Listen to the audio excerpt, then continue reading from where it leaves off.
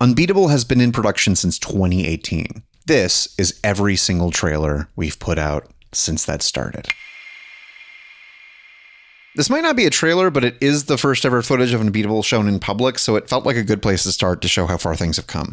This played in the room as part of a looping sizzle reel during MagFest 2019's Indie Video Game Showcase. Yes, that means as is temp graybox enemy assets and all, even though those got swapped out in time for the show, it's fine. Almost as interesting as what's different is what's the same. The dialogue system and its sounds are more or less what they were back then, and the core gameplay, though rougher, is already pretty recognizable. Though it's wild to think about in hindsight, given D-Cell's history at this point with MagFest, we almost didn't get in the show. Unbeatable got waitlisted until the last possible second before it got bumped up to a participant in the showcase. Honestly, who knows where we'd be if it didn't work out?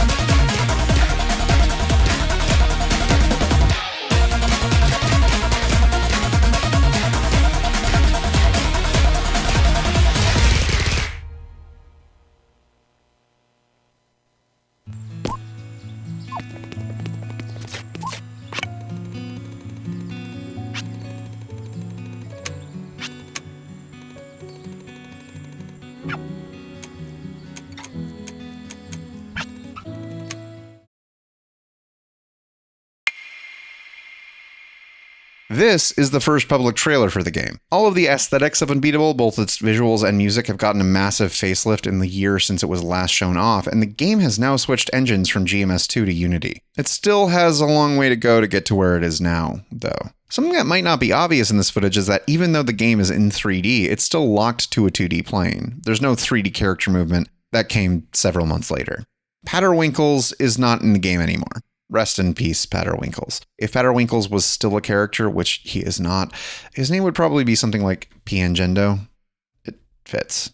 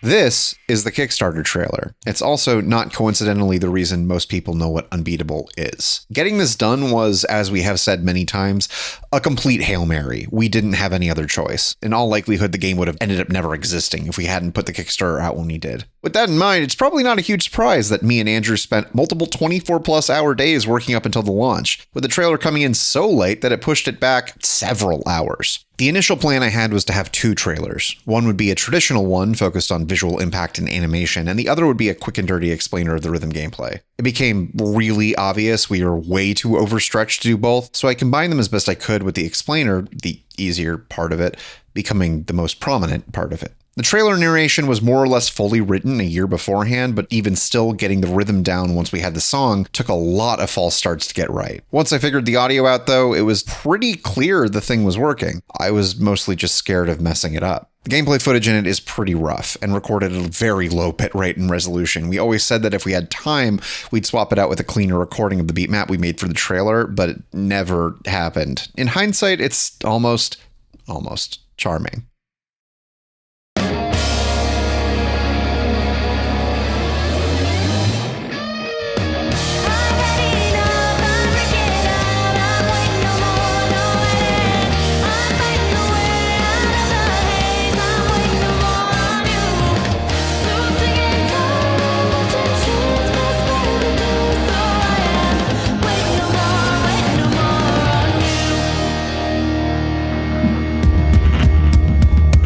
Alright, so the pink-haired girl with the microphone in the middle of the screen is Beat, and she is you, and you only have to worry about 2 buttons, up and down.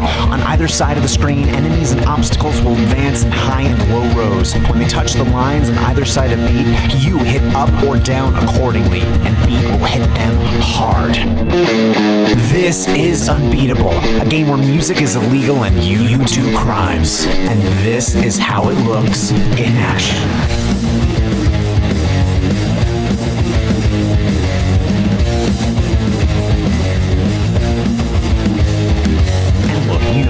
Sometimes enemies come at the same time in both lanes. Sometimes enemies need more than one hit. Sometimes they need a whole bunch of hits. And sometimes you need to hold down one button while hitting the other button sporadically and paying attention to other nodes that disappear before you can even get your bearings. That's just how these things go. And if you can't keep up, Beat can't keep up. And if she can't keep up, she gets hurt. And if she gets hurt, well, let's not focus on that. We're getting too in the weeds here anyway, because that's only half the game. See, when Beat's not doing all of that, she'll be exploring an open cityscape with an active day-night cycle, uncovering secrets, playing mini-games, talking to and helping out or not helping out the locals, and rehearsing with her band for the set list she'll be building out of the game's 100% original soundtrack. Using proper rhythm, wiggle your fingers and jam the key.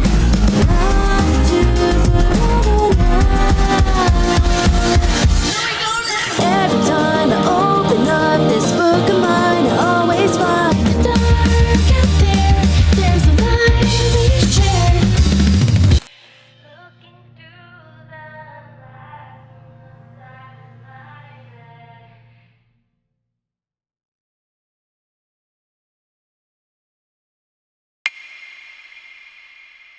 Technically, this isn't really a trailer for Unbeatable because White Label is a separate game with its own story, one that we're going to finish one day when you least expect it. Though the story was written to whet people's appetites for Unbeatable, it is intentionally designed to work in either order. You can play White Label before or after Unbeatable, and the story should still work more or less the same way. The final trailer you see here is footage taken of a CRT playing it with the audio from that recording mixed in at a 1090 ratio, in favor of the clean audio, of course. The square aspect ratio was chosen to accentuate the feeling of the TV glow vertically while still existing in a box close enough to a 4:3 to not feel like the footage was drowning in negative space.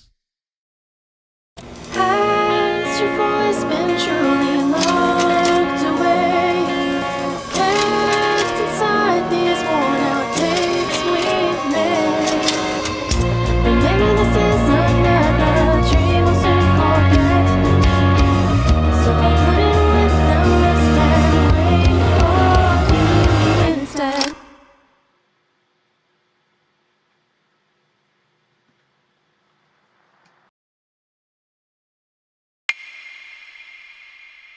This is the Reannouncement trailer, meant to do 3 things. 1, tell people who already knew who we were that yes, the game was still very real and alive after all this time. 2, get people who had never heard of us excited for the game. And 3, announce that we had a publisher. Hi, Playstack. I've talked at length before about the thinking and process behind it, but suffice to say that this trailer was in my head for about 2 years before it existed. The 1.0 label is meant to announce to new fans that this is the place to start, and to announce to returning fans that this is finally representative of what the game will actually look, feel, and sound like.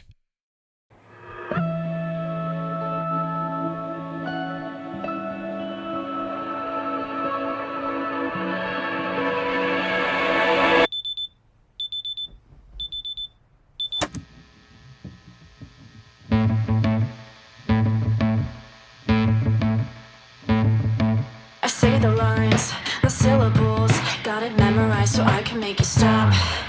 You treat me like a criminal, so why shouldn't I treat you like you're a cop?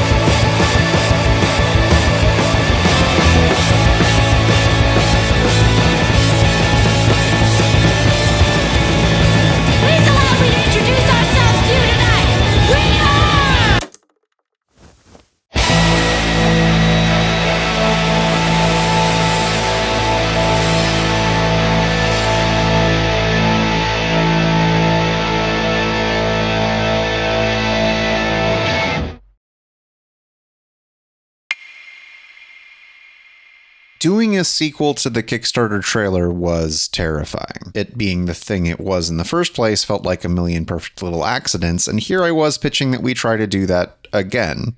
This is a very stupid thing to do. The conceit of doing the Kickstarter trailer in reverse came from the fact that the 1.0 trailer already went heavy on mood and tone and story feel without really explicitly spelling out, this is what the game is and this is how it plays. I finished the audio pass and the trailer board, and Edgar from Playstack Side took what I had and put a lot of work into making the trailer feel close to how I would have edited it. Even when I got back from GDC and had time to do a final director's edit of the trailer, I ended up keeping most of his text treatment because it was basically perfect already. The song in the trailer is one of my favorites from the game, and I'd be almost a little shocked if it didn't end up being the most played song in the game. And you haven't even heard what it sounds like with the vocal track on. Yet. Okay, quick recap. This is a game where music is illegal and you do crimes. You do crimes by performing the dead simple action of hitting two buttons and signing to the music, which makes this girl, who is you, do any number of things, like, for example, punching this guy right in the jaw. In between doing that, you go around and talk to people and look at things and get talked at by people and try to get a quiet moment or two to yourself so you can think and write new songs and do graffiti and play baseball the wrong way and deal with cops the right way and everything's anime or pretty much caught up. So you might be wondering what the hell we could possibly have left to show.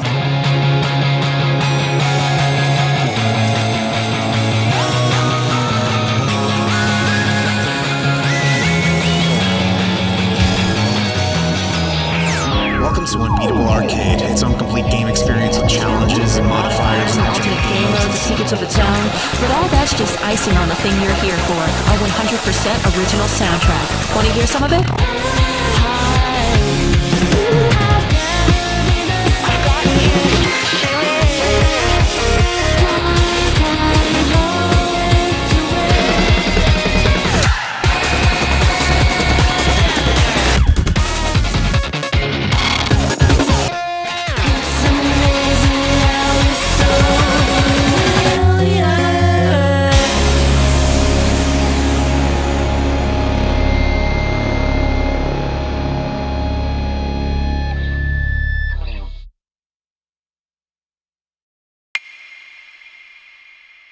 This is the last public trailer for the game. Since it was made for opening night live, we had an extremely strict limit of only 60 seconds, and we had no idea when or how the trailer would be shown. As such, we needed to basically repeat what we did with trailer 1.0, but with all the dials turned up as far as they could go. Me and Andrew were splitting hairs on extremely specific frame-by-frame timing and editing choices because we kind of had to. There wasn't really any room to get anything wrong. We were there in person sitting very close to the stage, but the moment itself is kind of a blur since we spent it with our fingers ready to push all the buttons so it went live on our channels at the same time. An entire day was derailed just spending way too much time looking at the reactions to the trailer and how it landed. It landed.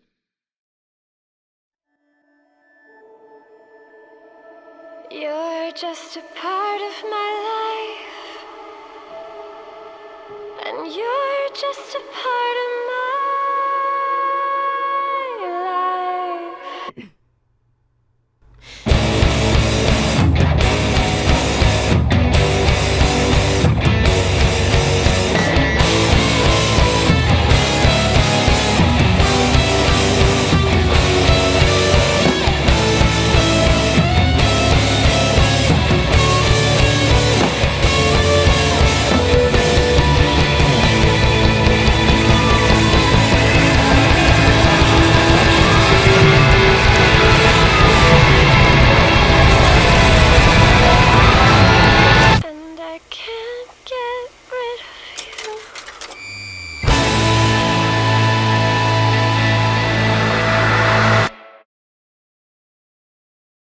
And that's all the trailers for the game Unbeatable. I hope you liked. I don't have a good way to end this video.